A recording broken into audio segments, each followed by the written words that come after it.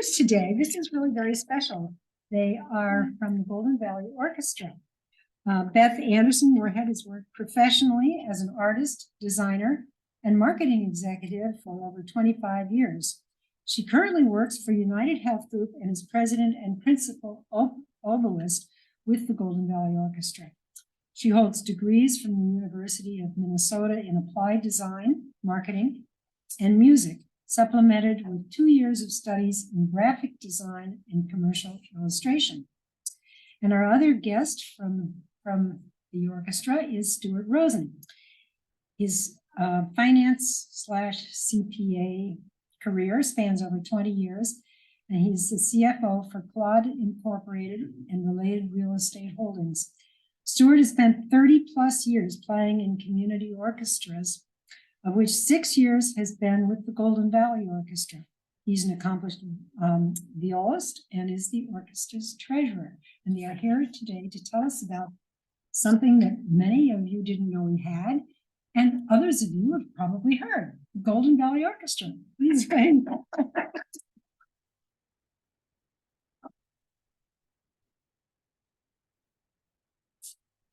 Thank you, Peggy. I'm going to say hi to the audience out there, and then I'm going to walk away because I usually present not in front of a camera, so I'm a little shy on that one. But anyway, and I think you'll be able to hear me pretty well. Couple things. The Golden Valley Orchestra, I'm going to pass out some programs because it can tell you a little bit about the orchestra. Stewart, I'll have you go ahead and just.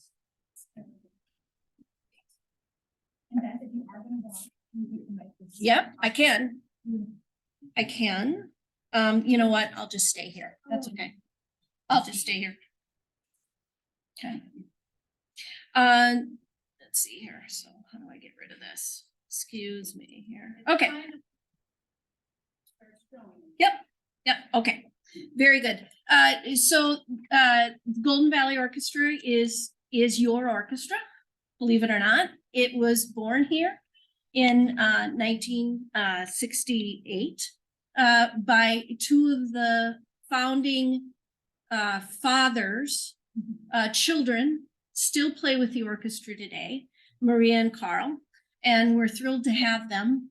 One of the questions was is how many musicians actually live and breathe in Golden Valley. We estimate about 8 to 10. Many of us are very close. We have one woman who comes all the way from Laconia to play with us. And she's been with the organization for over 15 years. I have played with the orchestra for almost that long too, 11 years, 12 years. So thrilled. This is my second stint at being the president of the orchestra, and always thrilled to talk about the arts. Primarily, music is the language of peace. And it doesn't matter what country you go to. We have students from the University of Minnesota who play with us, as well as our conductors from the University of Minnesota. And they are internationally not only acclaimed on their own right, but they're here to get either their graduate or in our conductors example, he's at the University of Minnesota to get his degree in doctorate in music. So I thought today what we talk about is just a little bit about who we are, the orchestra's purpose. Stuart's going to come up and talk about the numbers so you can understand a little bit more about how an orchestra is run and its funding. It's quite interesting. The music and artistry, David was going to be here. I'm slowly getting the right way to pronounce his name. It's David. We would say in English it would be David. But unfortunately he was not feeling well. So I said, no, we'll cover his portion of the programming and some of the outreach that we're doing this year and some of the outreach music that we'll be doing next year that we're thinking about. And then in closing, just answer any questions that you guys might have.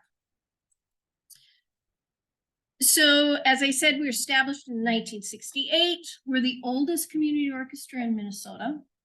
We are part of the American Symphony Orchestra League. Part of the Minnesota Orchestra is part of the American Association League. So is the St. Paul Chamber Orchestra. The orchestras across the country are ranked by budget and by scale, A, B, C. We are a C-ranked orchestra, and that is based primarily on our budget, and also because our musicians are majority of them are non-paid. We are a non-union orchestra.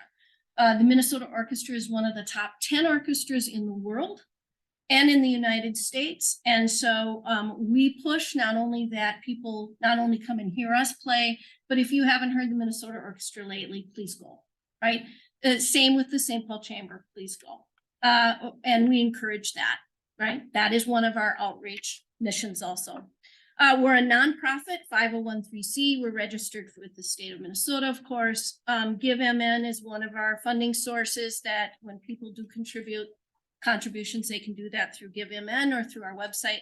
And then we have received MRAT grants, which is the Minnesota Arts Funding Grant Association that provides grants to multiple art organizations. We have about 42 to 60 musicians, amateurs, semi-professionals, and professional musicians.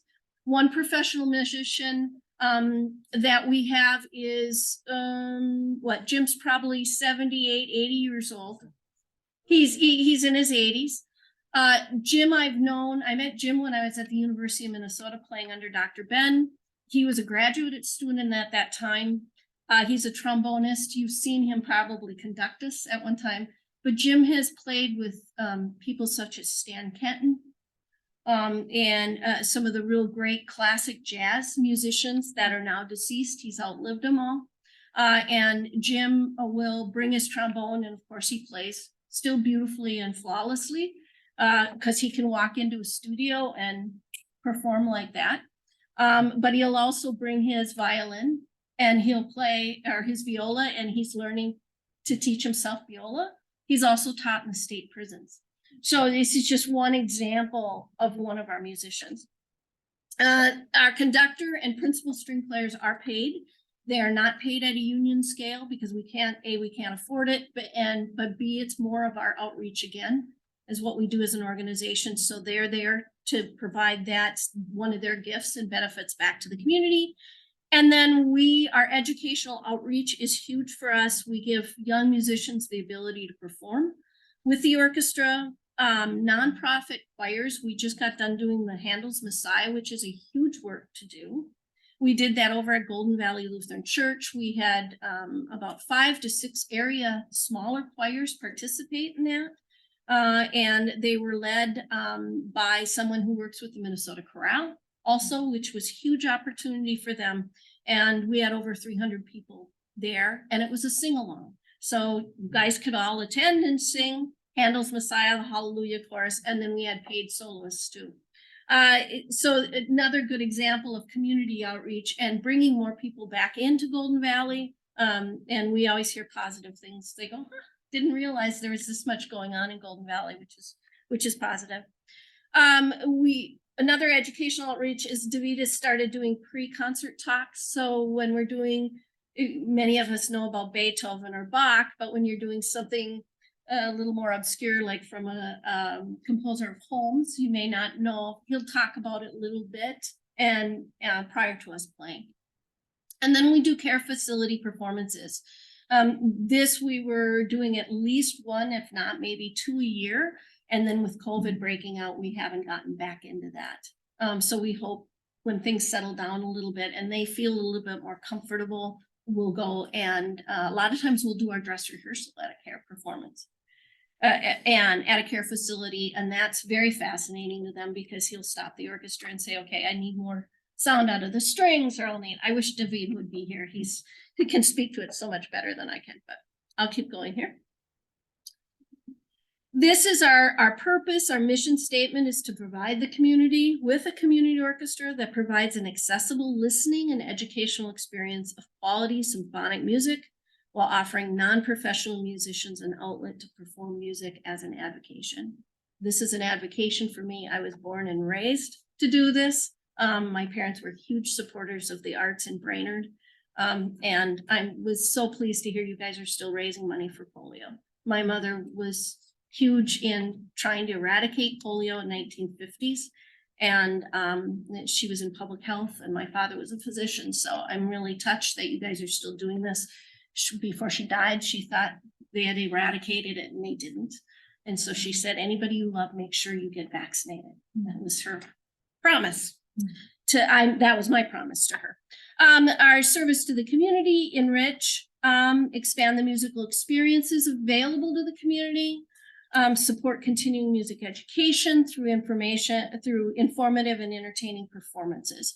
So if we have a musician who has a composition that they would like to hear played, maybe it's not done, they can bring it into rehearsal and we'll sight read it for them so that they can go back and finish that.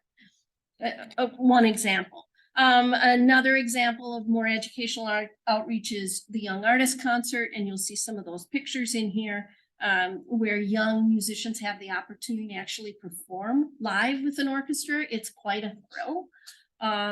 And the other thing is we have some college students that need more performance experience. So they are joining us this year to perform with the orchestra. And that concert's coming up this spring. So I highly recommend that if you guys would like to hear them play. Some of them play absolutely beautiful.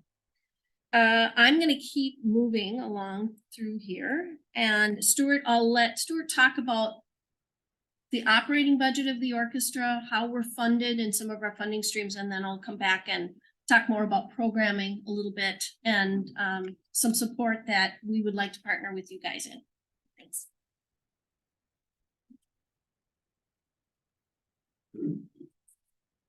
Okay, I'm Stewart Rosen. I actually am a violinist in the orchestra. I've played violin since I was 7 years old. And I had played with the Minnetonka group for 25 years or so. And I left there when the conductor was retired. And then I joined the Golden Valley Orchestra 6 years ago. And I just have to say that since we reconstituted and survived COVID as a group, I'm very proud to be part of this organization. What I've seen with our board, what I've seen with our outreach, there's just a lot of great things happening.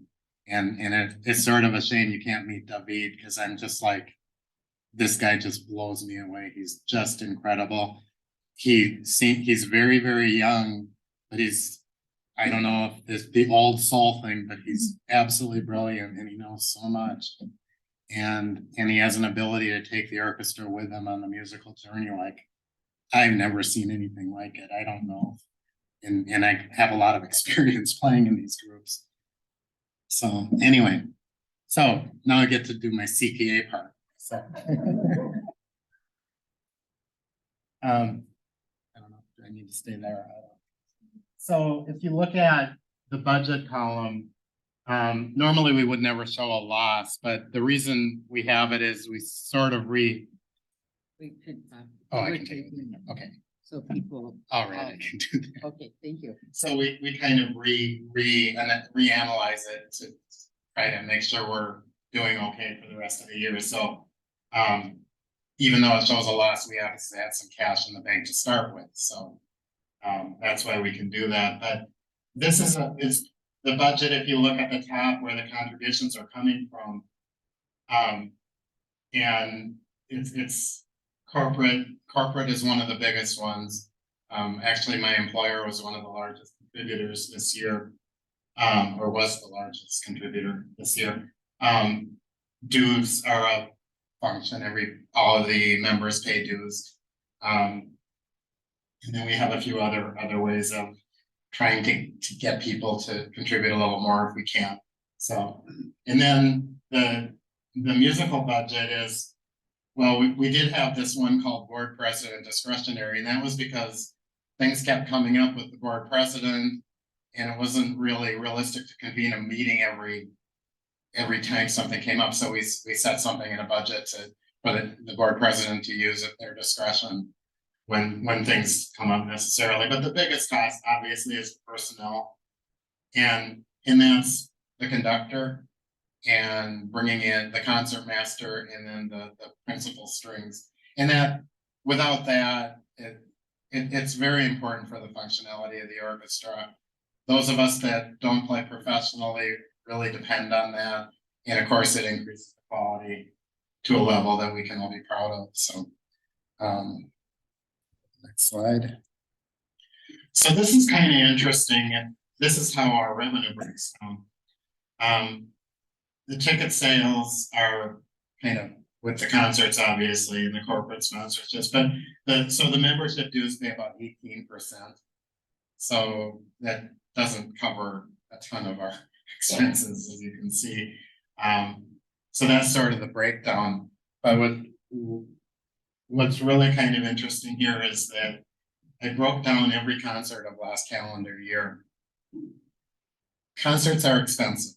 Now that does include all the rehearsals, all the payments to the personnel, so it's related to the other slides. But if you look at the total outflows right here, that's pretty much what a concert is going to cost us.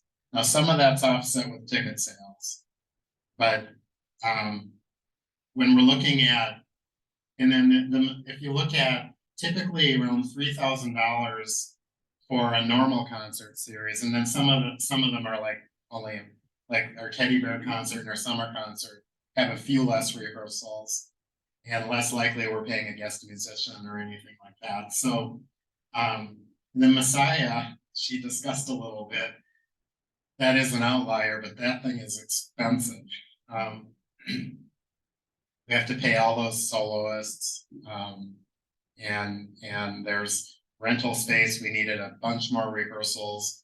We had to pay the conductor for a bunch more rehearsals. We had another conductor we had to pay. So if you look, that concert was over $7,000. So the total for the year, this isn't our fiscal year, this is just a calendar year, but it gives an idea. So concerts cost us overall about $12,000 to put on. And then that's funded by the corporate memberships, the dues, every other way we make money. So, you know, as we look in the future toward when we're looking possibly for sponsorships of concerts, if we a sponsorship of a normal concert would be around $3,000, something like that, because that's really what it does cost us. So to put those on. So with that, I guess I can turn it back to Beth. Any questions on that? Yes. Where do you often play? We play at Calvary Lutheran Church normally. That's been kind of our home base for a while. I mean, I'm sorry, Golden Valley Lutheran Church. We used to play at Calvary sometimes. When we're not, we haven't been in the care center since the pandemic, but that's another place we play. But the last few concerts have been at Golden Valley Lutheran Church. And that's a place where they don't charge us very much, but they do need some money for janitors and things like that. So, any other questions?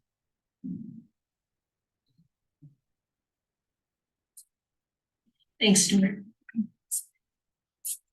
Okay, I wish David was here. Amazing human being. This is David here, the young man in his bow tie and his conductor's wand. He is a violinist. He's born and raised in Costa Rica. I was going to say Venezuela, but Costa Rica. He comes from a family of musicians. His father is a university professor, just recently retired from music. His mother is a music educator also, and I think that is one reason why he is not only such an amazing talent himself, but he's a delight to work with. He's the leader of the band, but he is also, if you have that connection between the conductor and the musicians, and the conductor in the community, or the conductor and the soloists, it is amazing what you are able to do with an organization like that. And he definitely makes that connection. So I would like him to come back and just talk to you guys, because I think you would really enjoy meeting him. We anticipate once he graduates, we will probably lose him as a conductor because he will go on to bigger and better things. He was the runner, he was a runner-up for the position of, what would you call it, with the San Francisco, orchestra, or, no, Los Angeles Orchestra, I think. Los Angeles Orchestra, and they bring in a student every year, and it's a 3-year position that they fund. They house them, they fund it, and he was one of 5 chosen. And he was literally up there auditioning. You can imagine conducting the London or the LA Symphony. So really, really exciting. Some of the programming that we're doing, our next concert, and you can see our concert schedule on the back of the programs. We always put that on there. We have a concert coming up this Sunday. It is over at Golden Valley Lutheran Church. The pianist is from Russia. I didn't get a chance to talk to him much at rehearsal last night, but he has already performed with the Minnesota Orchestra. So we're delighted. He's young, but we're delighted to have that kind of caliber to play with, because what it does is it brings us as amateur musicians up a whole nother level. You have to keep up with him. Basically, we're playing the Mendelssohn's Piano Concerto, and if you've ever tried to accompany somebody, whether you're giving a speech with them, right, or co-tag teaming it, it's practice, and it's kind of this handoff between the piano and an instrument, and it's a very unique, fun concert that we're doing. We're also doing one of my favorites, it's a Swan Lake, which has a great oboe solo in it. You've heard it. I won't sing it to you. You guys have all heard it if you've seen the ballet. It's there. The next concert we're doing is a young artist concert. Many times this is done with very young musicians. They'll be 5 to 15 years of age, and they'll compete. Many of them are piano students. This year we thought we'd do something a little bit different, and we invite young artists in the sense of college level players to come in and play. And then our horn player, our principal horn player, is actually a professional musician. He was over in China playing professionally before the pandemic, and he moved back to Minnesota. He works for Wells Fargo as a second job, and he is literally on remember I talked about the top 10 orchestras? He's on that circuit. So when they need a French horn player sub, he gets a phone call, and then all of a sudden Alex isn't at rehearsal. But we're thrilled to have him. He's not charging us to play for us, which is great. But it brings the whole level of the orchestra up, and it gives us something to strive for too. But another amazing talent. You never know where they come from, right? Some of the other programming that we're doing, we always do the concerts in the park. And that's something that we thought, and I thought after talking to Stewart, we could partner with the Rotary on. I would like to see more businesses participate in that concert in the park. We open up the concert in the park series for the city of Golden Valley, but I know that when you have food there, it always helps. People come out. We had over about 200 people there. People bring their chairs, their blankets, things on honor. So I thought that would be one opportunity. Obviously, we do a children's concert every year. This is near and dear to my heart. I started this down in Fort Worth when I lived down there and was playing with the community orchestra there. And sometimes we'd have up to 1,000 people show up. But that takes a lot of orchestration and work, but we do it Toys for Tots Drive. And so my next step is to really get in touch with Care 11. They're right in our back door, and have them come and be a major sponsor for us, because we like to do it before Thanksgiving, and people bring their children, and we play Disney music. And Looney Tunes, if you've heard it, it's not easy to play. That was all done in the LA studios. It's pretty difficult. Some of the other programming outreach, we're going to try and do some more diversity type programming. So, and David's perfect for this, coming from his background. So we're looking at doing that, and then we're applying for an MRAC grant also based around that. Any other questions that you guys may have? Happy to answer. Yeah. How many different community orchestras are there in this area? Sure. The question was how many, for those of you on web, how many community orchestras are there in the Twin Cities? I believe there's approximately 8 to 10 right now. We're one of the few that's named after the city. I mean, us, Bloomington, Minnetonka. The other ones are more area outreach. Like the Brainerd Lakes area, they have a community orchestra. There was no, we had band music up there and phenomenal choirs up there, but there was no orchestra. And so when I wanted to get orchestral experience, I played with a bunch of adults at 16 years old. And it was really a lot of fun, but yeah. What are the ways that we can learn more about your upcoming concerts? Do you have a website, do you do social media, your pamphlet? Yeah, we have a website, we have social media. Advertising is expensive. It's one of those things that I'd like us to put in the budget next year. We're gonna have to, because it's a lot of people just don't even know we're here. And it's really sad. It's really sad because the concerts are $20. You don't have to go downtown. You don't have to park, right? It's fabulous. We're playing the classics. Many of the classics, sometimes we'll play smaller works, which is fun. You know, if you have a favorite, let us know. A lot of times David will try and do that. Concerts in the parks is a lot of patriotic type music. We'll do Broadway show tunes that are big, things on that order. I mean, everybody's got something that they love. Last year, I was telling you guys about Jim Tumenzel, he played with Stan Kenton, the trombonist, who's the professional.